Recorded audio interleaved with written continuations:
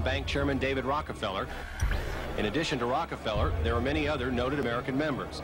Among them, economist Alan Greenspan, former Defense Secretary Harold Brown. George Bush was once a member but resigned last year before his unsuccessful presidential campaign.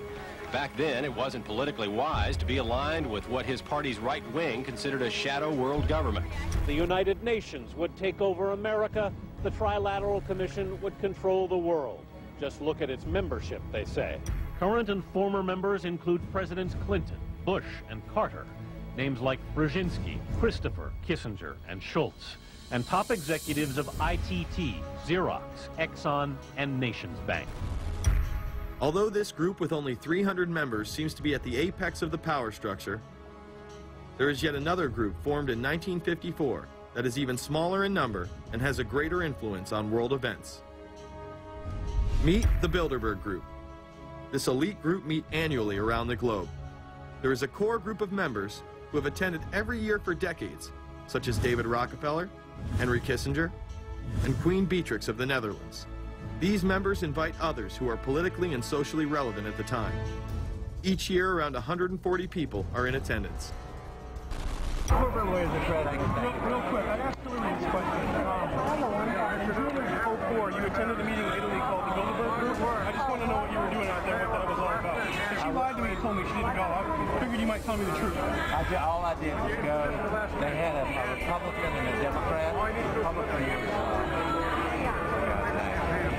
I gave like a 20-minute talk on the presidential election. Did it have anything to do with being John Kerry's running mate? Did you talk about that at all? No, because I wasn't his running mate. Okay. I happened to be in Europe then on my way to Russia. I was invited to go to Bilderberg by Bernard Jordan, a friend of mine and a genuine hero of the civil rights movement. And to the best of my knowledge, NAFTA was not discussed by anybody in my presence. Documents released by the group in 2001 reveal that in September of 1955, the group met in Germany and covertly outlined the idea of a European Union.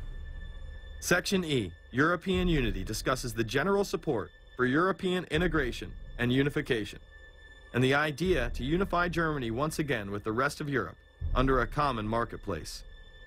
Belgian Viscount and current Bilderberg chairman Etienne Davignon told the EU Observer in 2009 that the next Bilderberg meeting could improve understanding on future action in the same way it helped create the euro in the 1990s.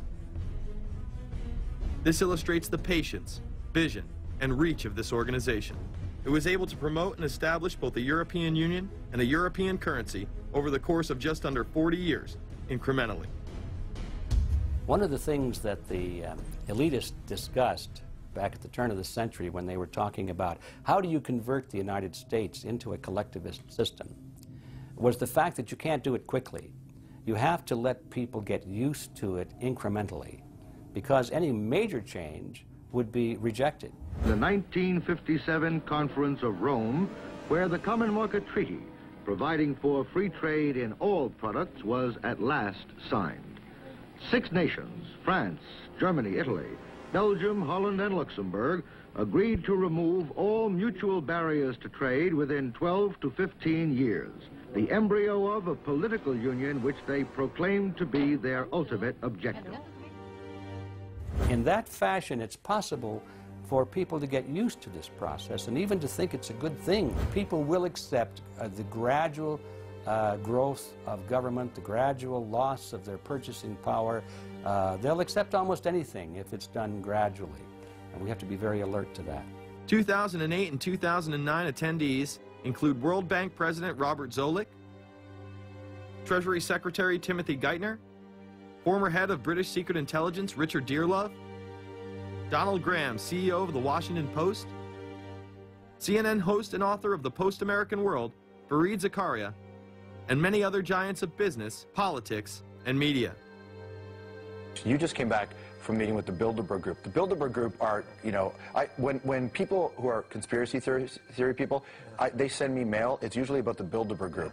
And I get these books on my front door, which I'm uncomfortable with. And it's all about the Bilderberg, like they're the modern-day Illuminati. Are you a member of the Bilderberg Group? I don't think we're supposed to talk about this.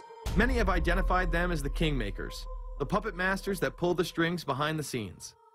Perhaps there is no better example of this than what occurred during the 2008 conference. Immediately after Obama had been selected as the Democratic presidential nominee, the pressure was on to choose a running mate. We've put together a committee.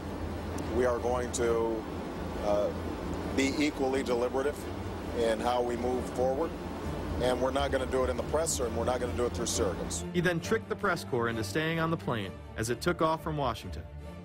He was whisked away to an undisclosed location. Obama was supposed to fly home. He'd been here in Virginia. He was supposed to fly home out of Dulles, as you know, outside Washington, D.C. The press corps was waiting for him on the plane, and the pilot announced that they were leaving, and Barack Obama was not on the plane. Presumptive nominees in the past has always been that they have at least a press pool with them at all times.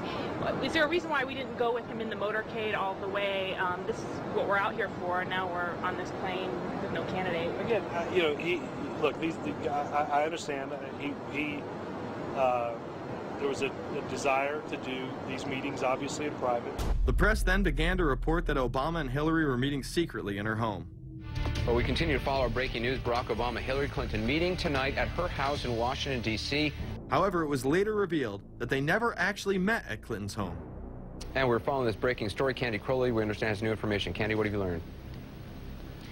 We are hearing actually from Chris Welsh, who is our embed with the Obama campaign. Those are the people that took off without Obama and went to Chicago. The spokesman there is in fact confirming that the meeting did take place. They're talking in past tense now, but saying that the meeting did not take place at the Clintons' house. It took place at this point at some place, I don't know where, some undisclosed place in Washington, D.C., not at Hillary Clinton's house. Remember, Gibbs mentioned that Obama had a desire to have several meetings, not just one. Is there more than one meeting? Is there more than one person with whom? I'm not going to get into all the details of the meetings. I don't know that I've got a ton more different answers for all of your questions. The truth of the matter is that Bilderberg just happened to be in the neighborhood at the time. They were holding their annual meeting just down the road in Chantilly, Virginia. What are the chances?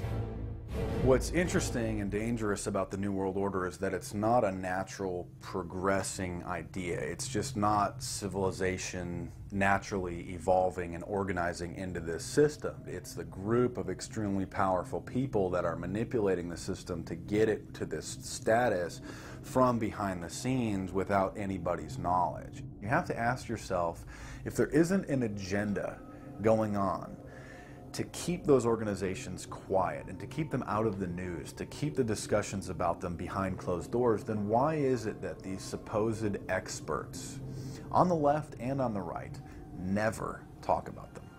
This has been a condensed history of the globalist organizations and their rise to power. But is there a reason they meet behind closed doors? A shadow world government has been mentioned. But to truly understand what that means, let's go back to this iconic warning from President Dwight D. Eisenhower.